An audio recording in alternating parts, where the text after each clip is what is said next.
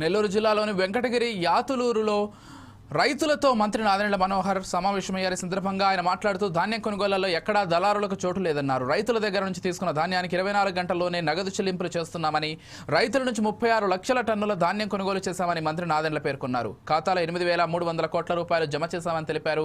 తిరుపతి జిల్లాలోనే 74,000 టన్నులు సేకరించామని, ఖరీఫ్లోనూ మరో 56,000 టన్నులు కొనుగోలు చేస్తామన్నారు. ఈ కేవైసీ నమోదు కార్యక్రమం ప్రారంభించామన్నారు.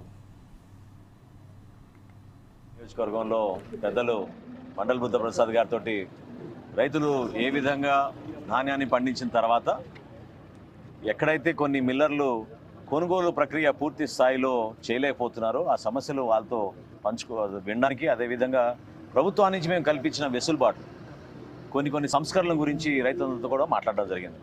రహదారి వెంబడ ఎక్కడైతే రాసులు ఉన్నాయో వాళ్ళందరికీ కూడా మేము భరోసా ఇచ్చాం. సాయంత్రం లోపు ప్రతి బస్తా ప్రతి గింజ కొనే బాధ్యత ప్రభుత్వం తీసుకుంటుంది.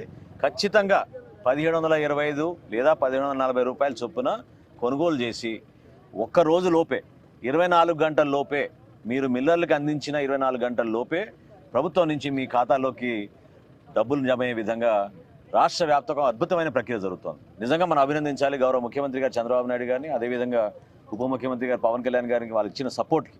ఎందుకంటే ఈ రోజు వరకు 2,100 కోట్ల రూపాయలు ధాన్యం కొనుగోలు చేశాం. అందులో సుమారు 2,050 కోట్లు ఒకే రోజులో డబ్బులు పడిపోయినాయి రైతుల ఖాతాలోకి. ఆ విధంగా కష్టపడి పనిచేస్తున్నాం. అవనిగడ్డ నియోజకవర్గం గురించి బుద్ధప్రసాద్ గారు చెప్తారు. నిన్న ఈ రోజు వరకు అవనిగడ్డ నియోజకవర్గంలో సుమారు 25,89,00,000 రూపాయలు రైతుల ఖాతాల్లోకి డబ్బులు జమ అయినాయి. సో చాలా పారదర్శకంగా ఒక చక్కటి కార్యక్రమం జరుగుతోంది. కాకపోతే వాతావరణంలో కొన్ని మార్పుల వలన రైతుల ఆందోళనతోటి హడావడిగా 30-40 రోజుల్లో జరగాల్సిన ప్రక్రియ 3 రోజులకే పరిమితం అయ్యే వరకు కొన్ని ఇబ్బందులు వాళ్ళు ఫేస్ చేశారు. ఖచ్చితంగా మేము గోతాల విషయంలో కానివ్వండి, ట్రాన్స్పోర్ట్ విషయంలో కానివ్వండి, వాళ్ళకి అందించాల్సిన కనీస మద్దతు ధర విషయంలో కానివ్వండి, అదేవిధంగా ఈ జిల్లాలో ప్రత్యేకంగా ఈ ప్రాంతంలో నంబర్ల గురించి కొంచెం ఇబ్బంది ఉంది. 1262 ఆ నంబర్ గురించి కొంచెం ఇబ్బంది ఉంది. ఈరోజు ఉదయమే మేము రాష్ట్ర వ్యాప్తంగా మనం అధికారులందరూ కూడా ఈరోజు టెలికాన్ఫరెన్స్ పెట్టి ఇక్కడ ప్రత్యేకంగా ఈ జిల్లాలో ఉన్న రైస్ మిల్లర్స్ తోటి మాట్లాడాం.